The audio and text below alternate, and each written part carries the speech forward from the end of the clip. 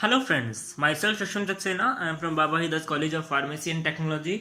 आशा है आप लोग स्वस्थ होंगे। आज का जो टॉपिक है दोस्तों, वो है स्ट्रक्चर ऑफ डीएनए। दोस्तों, आप सभी को मालूम है कि डीएनए जो है एक वंडर मॉलिक्यूल है, क्योंकि it is the store house of genetic information. DNA हमारी बॉडी की हर सेल में प्रेजेंट है। Each and every cell carry equal amount of DNA. हमारी बॉडी के अंदर जितना भी मेटाबॉलिज्म चल रहा है, जितने भी रिएक्शन चल रहे हैं, this is all because of DNA. तो क्यों ना इस डीएनए के स्ट्रक्चर को समझा जाए। आज हम बहुत अच्छे से इस तरीके के इसको डीएनए के स्ट्रक्चर को समझेंगे। ये एक बहुत इंपॉर्टेंट वीडियो होगी। जैसा कि आप लोग सब जानते ही हैं कि हमारे एग्ज़ाम्स आने वाले हैं, सो उसमें बहुत हेल्प करेगा। मिनिमम तो मिनिमम 20 to 30 मार्क्स के लिए आप रेडी हो जाओगे इस वीडियो को देखने के बाद। तो शुरू करते हैं डीएनए के स्ट्रक्चर को।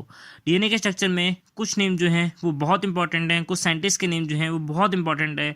सबसे पहले हम बात करते हैं रोजलिंड फ्रैंकलिन की, उसके बाद वॉटसन, क्रेक एंड विल्किंस की। रोजलिंड फ्रैंकलिन जो थी दोस्तों, उन्होंने एक्सरे डिफ्रैक्शन से पिक्चर्स निकाली थी डीएनए की। मतलब उन्होंने क्या करा था, उन्होंने एक्सरे रेस को यूज़ करके डीएनए का जो स्ट्रक्चर था उसके बारे में जो फोटोज़ थी उसकी जो इन्फॉर्मेशन जो है वो हमें प्रोवाइड करवाई थी फ़ोटोज़ के साथ। And Watson, Crick and Wilkins ने भी डबल हेलिक्स स्ट्रक्चर जो था डीएनए का, उसको बनाने में बहुत अपना योगदान दिया। उसके लिए इन तीनों को नोबेल प्राइज़ मिला गया 1962 में। अब आप सोच रहे होंगे कि फ्रैंकलिन को क्यों नहीं मिला। उनकी डेथ हो चुकी थी, इसलिए वो नोबेल प्राइज़ ले नहीं पाई। ये कुछ हिस्टोरिकल डाटा था जो आपको पता होना चाहिए था। अब आते हैं स्ट्रक्चर ऑफ डीएनए पर। सो ये बहुत सिंपल स्ट्रक्चर है, इसको हम डिटेल में समझेंगे। पहले तो हमको ये समझना है कि डीएनए क्या है। Deoxy ribonucleic acid, it is mean ये एक पॉलीमर है जो कि एक बहुत सारे मोनोमर्स से मिलकर बना है। ठीक है, अब पॉलीमर्स क्या होते हैं, क्या है, इसको हम समझते हैं। आपने घर की वॉल देखी होगी, वो ब्रिक्स से मिलकर बनी होती है। किससे मिलकर बनी होती है? Bricks sir. अब जो ब्रिक्स हैं यहाँ पर वो हैं मोनोमर्स। ठीक है, और जो वॉल हैं वो है पॉलीमर। ठीक है, अब पॉलीमर क्या है? ठीक है, इस कंडीशन में डीएनए जो है वो पॉलीमर है, और जो मोनोमर है उसको ध्यान से सुनिएगा क्या है? Deoxy ribonucleotide. डीएनए के केस में जो डीऑक्सी राइबोन्यूक्लियोटाइड है वो जो है वो मोनोमर है, लेकिन आरएनए के अंदर राइबोन्यूक्लियोटाइड जो है वो मोनोमर्स है। इट मीन्स आरएनए जो बना है वो राइबोन्यूक्लियोटाइड से बना है, और जो डीएनए है वो बना है डीऑक्सी राइबोन्यूक्लियोटाइड से। ठीक है, चलिए पहले हम एक न्यूक्लियोटाइड का स्ट्रक्चर जो है वो समझते हैं, देन उसके हम जोड़ देंगे, सो बन जाएगा डीएनए और आरएनए। ठीक है, तो एक जो न्यूक्लियोटाइड है वो 3 चीज़ों से मिलकर बना होता है। Pentose sugar. पेंटोज शुगर क्या होती है आप सभी को पता है। पेंटोसेक्राइड, जिसमें 5 कार्बन आइटम्स हैं, जैसे कि राइबोज हो सकता है, या फिर हम कह सकते हैं डीऑक्सी राइबोज हो सकती है, या फिर डीऑक्सी राइबोज होगी डीएनए के केस में, एंड जो राइबोज होगी वो होगी आरएनए के केस में, ऐसा भी बोल सकते हैं। स्ट्रक्चर अभी हमें डिटेल में डिस्कस करेंगे आगे जाकर इन सब का। दूसरा जो कंपोनेंट है वो है फॉस्फेट रेडिकल। फॉस्फेट रेडिकल कोई ऐसा कंपोनेंट है नहीं जो हमने ना पढ़ा हो। H3PO4 आपने सुना ही होगा, फॉस्फोरिक एसिड। देन थर्ड जो है वो हमें पता होना चाहिए, हमारा one of the nitrogenous base. कितना होगा sir? 200 one of the different nitrogenous base. बहुत सारे तरीके के नाइट्रोजिनस बेस होते हैं, उसमें से कोई एक न्यूक्लियोटाइड हम बेस लेंगे और उसके बारे में हम बात करेंगे, उसके बारे में हम डिस्कस करेंगे। इनका जो स्ट्रक्चर है वो हम आगे डिस्कस करते हैं। ये तीनों चीज़ें जब मिलती हैं और जो मिलकर बनाती हैं वो होता है न्यूक्लियोटाइड। यदि फॉस्फेट ग्रुप ना हो, तो ऐड ना हो उस इस स्ट्रक्चर में, तो हम उसको बोलेंगे न्यूक्लियोसाइड। और अगर फॉस्फेट जो ग्रुप है उसको हम इसमें ऐड कर देते हैं तो ये बन जाता है न्यूक्लियोटाइड। सो हमको यहाँ न्यूक्लियोटाइड के बारे में बात करनी है, तो हमें न्यूक्लियोसाइड से जो है कुछ लेना देना नहीं है। हम शुरू करते हैं पेंटोज शुगर से। पहले हम राइबोज शुगर को समझ लेते हैं, देन हम समझेंगे डीऑक्सी राइबोज शुगर को। जैसा कि आप लोग जानते ही हैं कि जो हमारी शुगर होती है पेंटोज शुगर, वो 5 कार्बन आइटम जो है वो कैरी करती है। आप देख रहे होंगे डायग्राम में नंबरिंग हो रखी है, इस नंबरिंग को इसी तरीके से याद रखिएगा। अब इसमें 5 कार्बन आइटम दिख रहे होंगे आपको 1 2 3 4 5 की स्पेस पर। ठीक है, और एक सिंगल ऑक्सीजन तो दिख रहा होगा ऊपर सेंटर में। अब हमको पांचों ऑक्सीजन के जो कार्बन एटम्स हैं, जो पांचों कार्बन एटम्स जो हमें दिख रहे हैं नंबरिंग की पोजीशंस पे, उसमें हम जो है OH ग्रुप जो है और H जो है वो ऐड कर देंगे, क्योंकि एवरी कार्बन एटम जो है वो अपने अंदर कैरी करता है OH एंड H को। ठीक है, ये एक सिंपल डायग्राम था जो कि बन गया राइबोस शुगर का। अब हम बात करते हैं डीऑक्सी राइबोस शुगर की। DE का मतलब क्या होता है दोस्तों? रिडक्शन, मतलब किसी चीज़ का कम कर देना। ऑक्सी का मतलब क्या होता है दोस्तों? ऑक्सीजन, मतलब राइबोस शुगर में से एक ऑक्सीजन का जो एटम था वो हमने कम कर दिया, मतलब हमने एक कार्बन में से जो OH का ग्रुप था उसमें से O जो था वो एक कम कर दिया। हम इसमें जो है सेकंड कार्बन के एटम में से OH में से एक O को हटा देंगे। समझ गए आप लोग? तो उसमें से एक ऑक्सीजन हटा दिया। अब ये स्ट्रक्चर कैसा बन गया डीऑक्सी राइबोस का, ये बात आपको अच्छे से समझ आ गई होगी। अब RNA के लिए शुगर बना रहे हैं तो डायग्राम होगा राइबोस शुगर का, एंड DNA के लिए अगर शुगर बना रहे हैं तो डायग्राम होगा किसका? डीऑक्सी राइबोस शुगर का। अब दूसरे कंपोनेंट पर आते हैं जो है हमारा फॉस्फेट। फॉस्फेट पर जो डायग्राम समझ रहे होंगे आप, उसमें P दिख रहा होगा आपको बीचों बीच में। अब आप बताइए फॉस्फेट की वैलेंसी क्या होती है? 5 होती है सर। ओके, जो 5 वैलेंसी होती है उसमें से हम O जो है उसको 2 वैलेंसी देकर ऊपर लगा देंगे, मतलब O लगा देंगे P के ऊपर और उसमें 2 वैलेंसी लगा देंगे। ठीक है, अब हम बात करते हैं तीनों साइड जो है OH लगा देंगे, मतलब OH ग्रुप जो है वो लगा देंगे। अब ये बन गया किसका? Phosphorus group. ठीक है, जब एक्वस कंडीशन होगी तो ये तीनों जो हैं अपने हाइड्रोजन जो है वो लूज कर देंगे। क्यों लूज कर देंगे? क्योंकि ये एसिड है, फॉस्फोरिक एसिड है, सो हाइड्रोजन लूज करने की इसकी टेंडेंसी है। सो आगे बढ़ते हैं, आते हैं हमारे थर्ड कंपोनेंट पर, नाइट्रोजनस बेस पर। जो नाइट्रोजनस बेस है वो एरोमेटिक हेट्रोसाइक्लिक कंपाउंड्स हैं। मतलब हेट्रोसाइक्लिक कंपाउंड्स का मतलब क्या होता है? मतलब जो कार्बन की रिंग है उसमें कार्बन के अलावा दूसरा सब्सटेंस भी प्रेजेंट है, वो है नाइट्रोजन। दैट्स वाई इनको हम बोलते हैं नाइट्रोजनस बेसिस। नाइट्रोजनस बेसिस जो हैं वो दो तरीके के होते हैं। पहले होते हैं प्योरिन्स एंड दूसरे होते हैं पिरामिडिन्स। पहले हम बात करते हैं प्योरिन का स्ट्रक्चर समझ लेते हैं, देन हम बात करेंगे पिरामिडिन्स की। ये कंपाउंड है, एंड पहली चीज़ आपको ये समझ लेनी है कि 4 जगह जो है आपको नाइट्रोजन देखने को मिलेगी। यहाँ हेक्सामेरिक स्ट्रक्चर है, देख रहे होंगे आप, एंड साथ में जो है एक पेंटामेरिक स्ट्रक्चर भी है जो आप देख रहे होंगे। यहाँ बॉन्ड लगे हुए हैं, एंड यहाँ आपको याद रखना है कि 9th नंबर पर हाइड्रोजन है। एंड ये आपको हमेशा याद रखना है कि ये जो नंबरिंग पैटर्न है ये आपको ऐसे ही याद रखना है, क्योंकि IUPAC सिस्टम के द्वारा ये नंबरिंग सेक्शन दिया हुआ है। एंड ये जो 9th नंबर पर नाइट्रोजन है ये शुगर के साथ, डीऑक्सीराइबोस शुगर के साथ मिलकर जो है एक बॉन्ड बनाएगा। ये स्ट्रक्चर जो है प्योरिन्स का, या हम आप बात कर चुके हैं इसकी, ये आपको अच्छे से समझ आ गया होगा उम्मीद है। अब हम बात करते हैं पिरामिडीन्स की। पिरामिडीन का जो स्ट्रक्चर है बहुत सिंपल है, ये एक हेक्सामेरिक स्ट्रक्चर है। इसमें आपको नाइट्रोजन देखने को मिलेगी, एंड क्योंकि ये हेट्रोसाइक्लिक है तो इसमें जो नंबरिंग है आपको विशेष रूप से ध्यान रखनी है। पिरामिडीन के केस में भी कौन सा नाइट्रोजन पार्टिसिपेट करेगा शुगर फॉर्मेशन में? वो है नाइट्रोजन फर्स्ट। प्योरिन के केस में 9th नंबर वाला नाइट्रोजन जो है वो पार्टिसिपेट कर रहा था। पिरामिडीन के केस में 1st नंबर वाला जो नाइट्रोजन है वो पार्टिसिपेट करेगा, पर एक हाइड्रोजन और रखिएगा। ठीक है, अब हम बात करते हैं इनके टाइप्स की, प्योरिन्स के। प्योरिन्स के क्या क्या टाइप्स होते हैं? Adenine and guanines. And pyrimidines के क्या टाइप्स होते हैं? Cytosine and thymine. एक और टाइप होता है इसका यूरेसिल, वो सिर्फ RNA में ही मिलता है।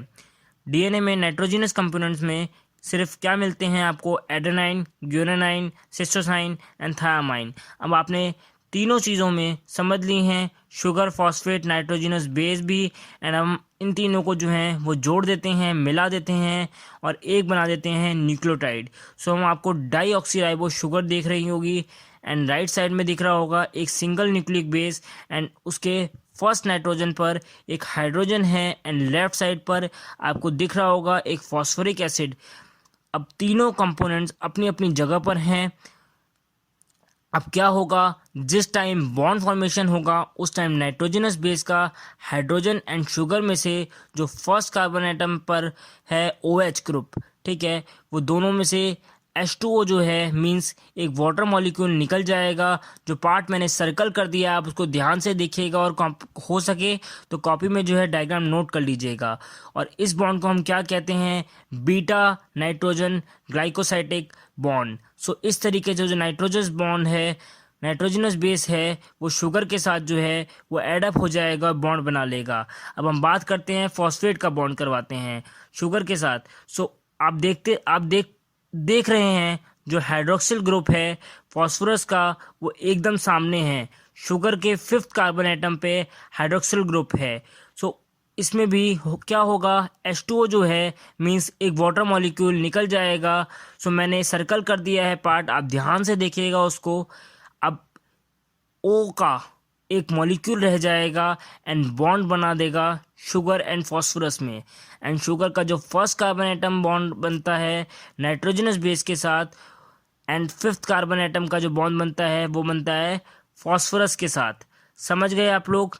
सो ये पूरा स्ट्रक्चर था बना दोस्तों सिंगल न्यूक्लियोटाइड का। कौन सा वाला न्यूक्लियोटाइड, डीऑक्सीराइबोन्यूक्लियोटाइड। तो दोस्तों इसमें कौन सा ऐसा न्यूक्लियोटाइड बेस यूज हुआ है, इसके बेस पर 4 तरीके से डीऑक्सीराइबोन्यूक्लियोटाइड बन सकते हैं। फर्स्ट जो जिसमें आइडेनाइन है, जिसके लिए हम लोगों ने सिंप्लीफाइड डायग्राम बनाया है। ए जो है वो नाइट्रोजनस बेस है, पी जो है वो फॉस्फोरस है। एंड ऐसे ही दोस्तों दूसरे डायग्राम में बन सकता है सिस्टोसाइन, ठीक है, जिसमें जो सी है वो है सिस्टोसाइन एंड पी है फिर से phosphorus. And similarly guanine and thymine का डायग्राम है। आप लोगों को दिख रहा होगा 4 तरीके के न्यूक्लियोटाइड दिख रहे होंगे आपको, यहाँ पे देखने को मिल जाएंगे आपको इजीली। जब हम जोड़ देते हैं इनको तो ये क्या बनाता है, पॉलीन्यूक्लियोटाइड्स चेन। क्या बनाता है, पॉलीन्यूक्लियोटाइड चेन। अब हम इसका डिटेल स्ट्रक्चर जो है बना लेते हैं एंड 3 सिंगल न्यूक्लियोटाइड ले लेते हैं। अब देखते हैं, अब आपको देख रहे होंगे आप, फर्स्ट न्यूक्लियोटाइड दिख रहा होगा 3rd कार्बन एटम पर एंड एक OH ग्रुप था। एंड सेकेंड न्यूक्लियोटाइड ग्रुप में फॉस्फोरस में एक हाइड्रोक्सिल ग्रुप है जो 3rd कार्बन एटम के OH के सामने है। सो अब इन दोनों में रिएक्शन होगा एंड एक वाटर मॉलिक्यूल निकल जाएगा। सो मैंने सर्कल कर दिया है, आप देख सकते हैं कि ये एक बॉन्ड बना देगा एंड दोनों न्यूक्लियोटाइड्स को आपस में जोड़ देगा। एंड इस बॉन्ड को हम क्या नाम देंगे, क्या कहेंगे, फॉस्फोडाइस्टर बॉन्ड। एंड सिमिलरली नीचे वाले न्यूक्लियोटाइड में भी एक बॉन्ड बन जाएगा। अब ये जो फॉस्फेट है एक तरफ से तो शुगर के साथ बॉन्ड बना रहा है एंड दूसरी तरफ से अगले वाले न्यूक्लियोटाइड के साथ 3rd कार्बन से जुड़ा हुआ है। सो 2 न्यूक्लियोटाइड किसकी हेल्प से जुड़े, फॉस्फोरस डाइस्टर बॉन्ड के थ्रू। जो 2 न्यूक्लियोटाइड थे वो किसकी हेल्प से जुड़ गए आपस में, कैसे वो आपस में जो है एक बॉन्ड बनाते हैं, किसके थ्रू हेल्प से, फॉस्फोडाइस्टर बॉन्ड के थ्रू।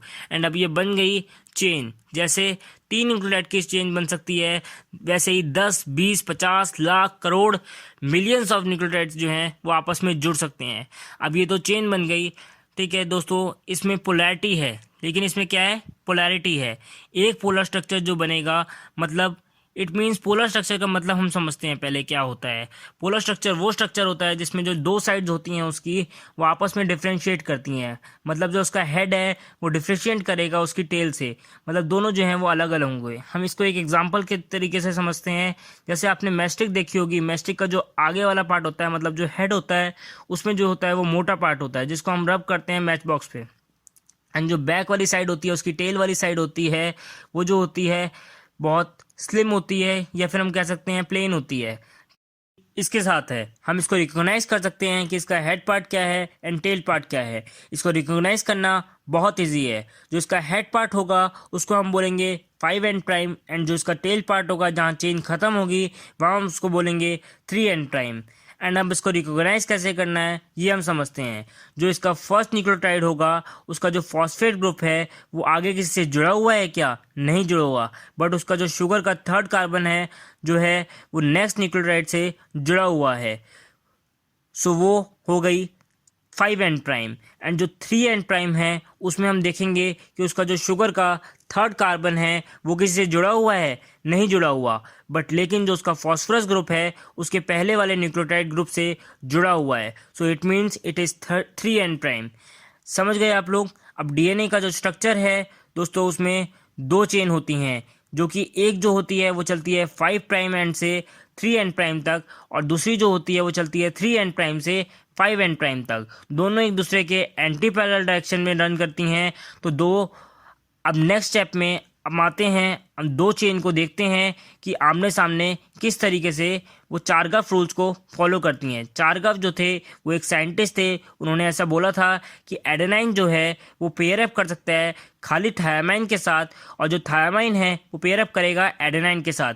उन दोनों के बीच में दो हाइड्रोजन बॉन्ड बनने चाहिए एंड यानी कि एक प्यूरिन एक पैरामिडाइन के साथ ही बॉन्ड कर सकता है। इट मीन्स ग्यूरानाइन जो है वो बॉन्ड करेगा किसके साथ, सिस्टोसाइन के साथ। किसके सामने होगा, सिस्टोसाइन के, और जो सिस्टोसाइन है वो किसके सामने होगा, ग्यूरानाइन के। और उन दोनों के बीच में जो बनेंगे वो 3 हाइड्रोजन बॉन्ड बन जाएंगे।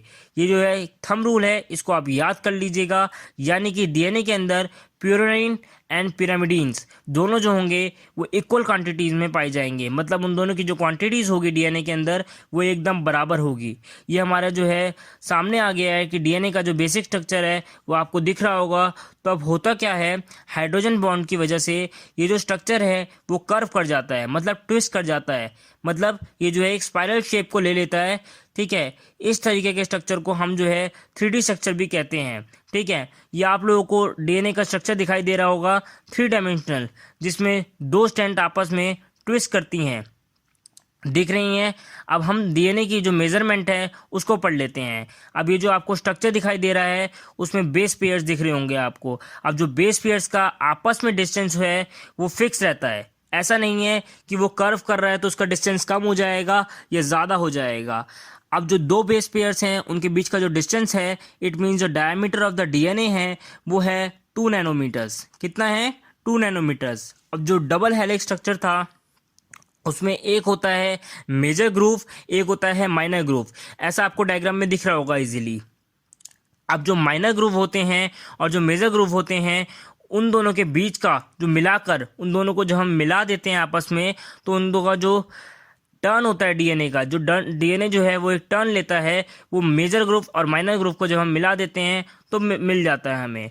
जो लेंथ होती है एक टर्न से दूसरे टर्न के बीच में वो अप्रॉक्स होती है 3.4 नैनोमीटर्स। ठीक है, they are approx 10 base pairs in 1 turn, मतलब एक टर्न के अंदर, एक घुमाव के अंदर अप्रॉक्स 10 बेस पेयर्स होते हैं।